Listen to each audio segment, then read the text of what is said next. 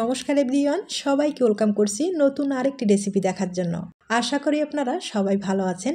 আমার আজকের ভিডিও বাকি ভিডিওর চেয়ে সম্পূর্ণ আলাদা এবং খুব দরকারি একটা ভিডিও। আজ আপনাদের মাঝে পানীয় একটা তৈরি করে দেখাবো। এই পানীয় যদি নিয়মিত পান করেন তাহলে আপনার শরীরের সব রকমের ব্যথা দূর হয়ে যাবে। বিশেষ করে পুরুষ এবং মহিলা আমরা যেই হই না কেন, কোমরের ব্যথা, হাঁটুর ব্যথা, জয়েন্টের ব্যথা, এমনকি সকালবেলা ঘুম থেকে উঠতে গেলে সোজা হয়ে দাঁড়ানো যায় না। আপনারা যদি নিয়মিত এই পানীয়টা পান করেন তাহলে কিন্তু ব্যথা আর থাকবে না। এবার চলুন মূল রেসিপিতে যাওয়া যাক, আশা করি আপনাদের ভালো লাগবে। পানীয়টা তৈরি করার জন্য এখানে নিয়েছি তেজপাতা আর নিয়েছি কয়েকটা লবঙ্গ।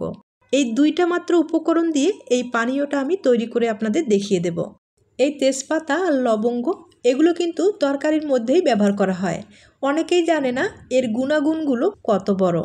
প্রথমত যেটা করতে হবে, লবঙ্গর উপরে যে একটা গোল থাকে, ঠিক এই নামটা আমি জানি না, আর এই গোল যে অংশটা আছে সেটা কিন্তু অনেক বড় ঝাঁঝালো হবে, তাই এই ঝাঁঝালো অংশটা কিন্তু ফেলে দিলে ভালো হবে। তবে আপনারা চাইলে লবঙ্গর যে গোল অংশটা আছে সেটাও কিন্তু ব্যবহার করতে পারেন। তবে যাদের অ্যাসিডিটির সমস্যা আছে তাদের কিন্তু ব্যবহার না করাই ভালো। শুধু লবঙ্গটা ব্যবহার করলেই কিন্তু এই পানীয়টা খুব ভালো হবে। আমি মাত্র 1 কাপ তৈরি করে নেব, আর 1 কাপের জন্য এতগুলো কিন্তু লাগবে না।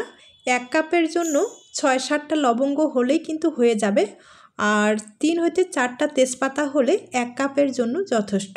আপনারা চাইলে আপনাদের বাড়ির সদস্যদের জন্য কিন্তু এই পানীয়টা তৈরি করে নিতে পারেন।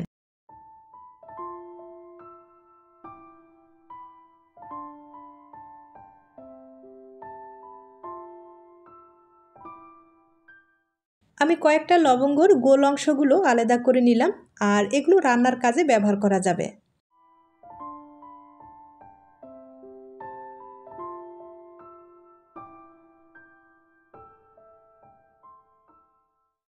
এরপরে এখানে তেজপাতা আমি মাত্র 4টা ব্যবহার করব।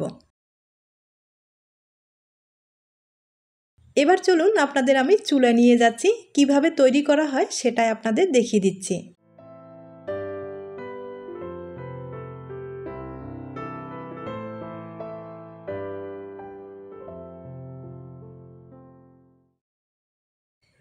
চুলায় আমি একটা পাত্র বসিয়েছি, আর এখানে 1 কাপ যেহেতু তৈরি করে নেব, অবশ্যই 1.5 কাপের মতো জল ব্যবহার করতে হবে।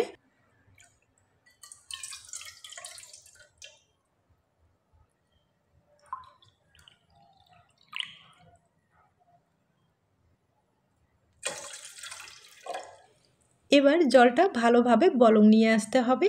এরপরে তেজপাতা এবং লবঙ্গটা দিয়ে দিতে হবে। জলটা ভালোভাবে বলক এসেছে, এবার তেজপাতাগুলো আমি দিয়ে দিব।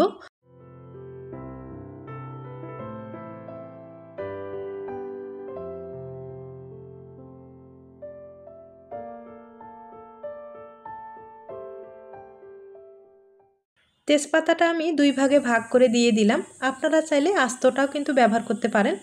এবার লবঙ্গটা আমি দিয়ে দিলাম, আর লবঙ্গ এখানে 7টার মতো ব্যবহার করলাম। আর এখন যেটা করতে হবে, চুলার আঁচটা একবারে কম করে দিয়ে 1.5 কাপ জল 1 কাপ করে নিতে হবে।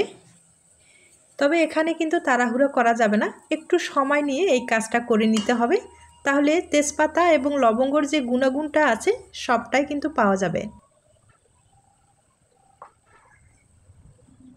আমি এটা শুকনো তেজপাতা ব্যবহার করলাম, তবে আপনাদের যদি গাছের টাটকা পাতা থাকে তাহলে কিন্তু একবারে কোনো কথা হবে না, ওই পাতাটার গুণাগুণ কিন্তু অনেক বেশি।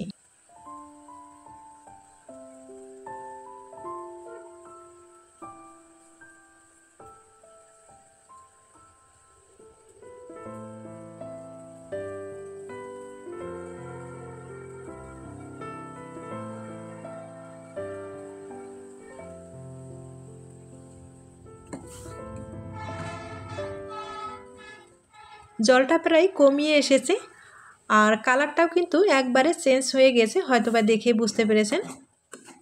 এবার আমি চুলাটা অফ করে দেব। এখন আপনাদের বলে দেব এটা কিভাবে খেতে হবে। আপনারা মধুটা পছন্দ করলে 1 চামচের মতো দিলে কিন্তু ভালো লাগবে খেতে। পানীয়টা আমার রেডি হয়ে গেছে। এখন আমি বলে দিচ্ছি এটা কিভাবে খেতে হবে। এটা তৈরি করার পরে খালি পেটে যদি আপনারা 1 কাপ খেয়ে নিতে পারেন তাহলে কিন্তু ভীষণ উপকার হবে। আর খালি পেটে যদি না খেতে চান যে কোনো সময় কিন্তু খেয়ে নিতে পারেন, কোনো সমস্যা নেই। দিনে 1 বার অথবা 2 বার খেতে পারেন। এভাবে 3 থেকে 5 দিন খেয়ে দেখুন, আপনারা নিজেরাই পার্থক্যটা বুঝতে পারবেন। আমার এই টিপস আপনাদের যদি ভালো লেগে থাকে অবশ্যই একটা লাইক দিতে ভুলবেন না। আজ তাহলে এখানেই শেষ করলাম। নতুন কোনো রেসিপির সাথে আবার দেখা হবে। সবাই ভালো থাকবেন, সুস্থ থাকবেন এবং নিরাপদে থাকবেন। নমস্কার।